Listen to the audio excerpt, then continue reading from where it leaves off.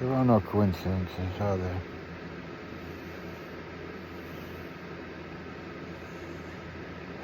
I think every time you have a situation in your life and say, oh, that's just a coincidence, if you really peel back the layers, you see that it's not.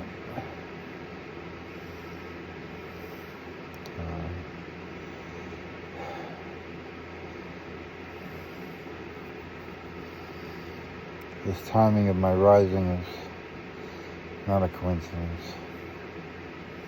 The timing of me going into the mob and putting my life on the line is not a coincidence.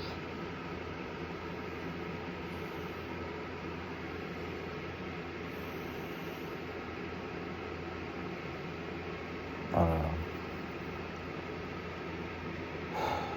You know, I can't act like I have all the answers.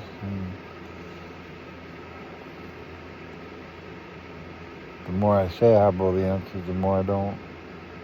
That's the paradox.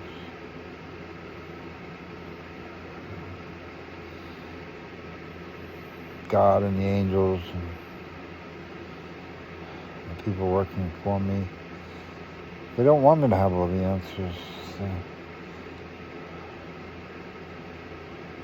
They want things to unfold in a natural way and reveal certain things.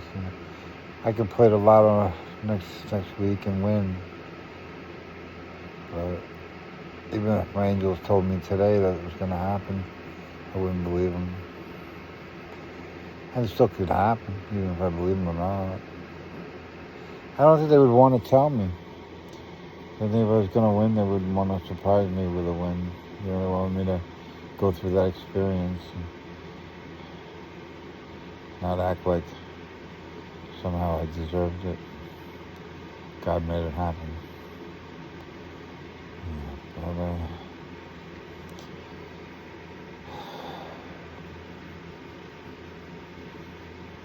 And I think a lot of people don't play the lottery because they truly don't think they'll win. Like, gosh, the odds are too big. I can't win. I don't have a chance. God doesn't love me that much. My rationale is God loves you, that's why you don't win. Confirmation. And you have just as much chance as anybody else if you play. The odds are equal. Even though the odds are astronomical, they're equal. Nobody has a leg up over anybody else when it comes to the lottery. As long as it's run fairly and the numbers are random and all that is concerned, which I think haven't been the case, because the mobs are on that too. And it's the amount of money involved. You can't say it's not worth their while. And with the states where you can win and not report and be anonymous, they can give it to anybody they want. I understand the concept of being anonymous because I understand the pitfalls of not being anonymous, but by being anonymous, they can do what they want. They can give it to anybody they want, But, it's the yin and the yang of lottery, of being anonymous and not being anonymous. Either way, you don't win.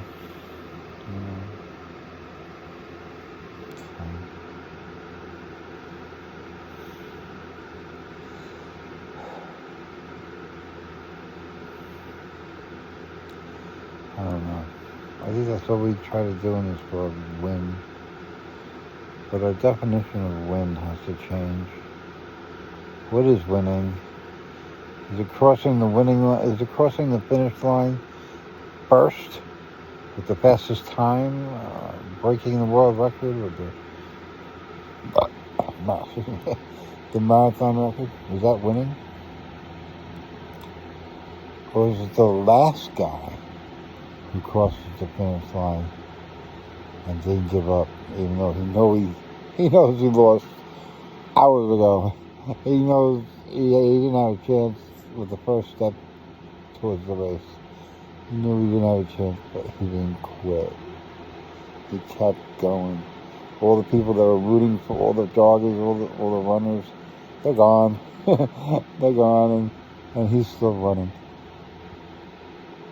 Yeah. He's running his own race. He's not running their race. He's running it. He's trying to beat his own time from the last time he ran it. And he's not concerned with the world record. He's running his own record. And when he gets done and he does complete it, he can say, I ran the marathon and I completed it. And he can say I was last. And I'd be proud to be last, because I'll tell you, if I tried to run the marathon, I would not be last. I'd be in the hospital. So unless the ambulance crosses the finish line, I'm not finishing. I'm not crossing. So, yeah, there's a lot to be said about somebody who doesn't give up. Regardless. Everybody talks about Lance Armstrong. Nobody talks about the last guy who finished and went through all the work to finish and still finished last. I think the last is first, and the first is last. That's the paradox. I cracked myself up. That was funny. True, but funny,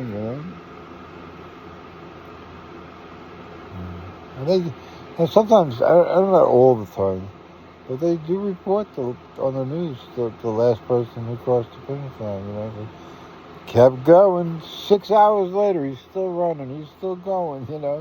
And sometimes the news reports. I don't know if they always do, but I don't know that it always happens. But they report it. And it's funny, and they understand what I'm saying. And I'm not giving you a false concept, or unheard of concept. In the Olympics, they don't report the last person to cross the finish line of anything. The one with the slowest time. And in the Olympics, it could be a matter of seconds from the difference between the winner and the slowest and the fastest. It could be a matter of seconds. But they still lost. But they still tried, and they still went there. And they had the experience of being at the Olympics. It didn't matter if they went home with a gold. Going to the Olympics was the gold. What they went home with didn't matter. How many people go home and they put that gold in a drawer and show it to anybody that comes over the house and goes back in the drawer, and nobody cares. You could show plane tickets to the Olympics and all the passes they give you to be in the Olympics, so you go into where you have to go, and that's the goal. Being there, being part of it, not winning. And winning's like the cherry on the top. The sundae's the winning, not the cherry. Everybody's messed up, they think the cherry is the winning. If you don't win the cherry, it was all a waste of time. I don't think that's the case.